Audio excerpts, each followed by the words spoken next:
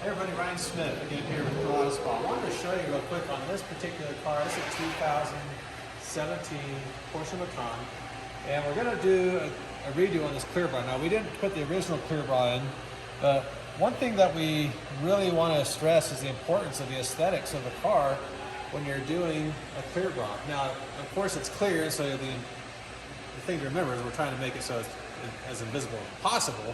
But this particular car has a very sweeping hood. You can see the curvature of this, very nice contours. It kind of flows with the whole car. Then all of a sudden you look at this and you've got a clear bra that's just cut straight across the hood. To us here at Auto Spa, that's good, but we think it could be even better with a bikini cut, because it's going to actually come down. It's going to follow the curvature of the hood, and so it's more appealing. It's more sporty.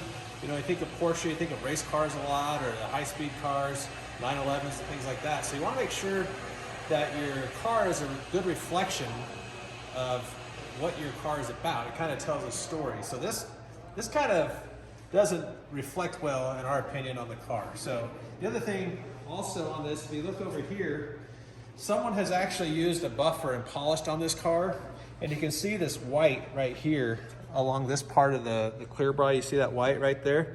That's compound or wax or something that's been kind of shoved and caked into the side of that clear bra.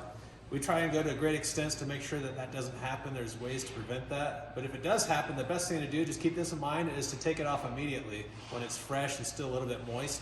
It makes it a lot easier to get it off than when it's dry and caked in there. So we're gonna go ahead and remove this, steam it off, and make it look even more appealing to the customer.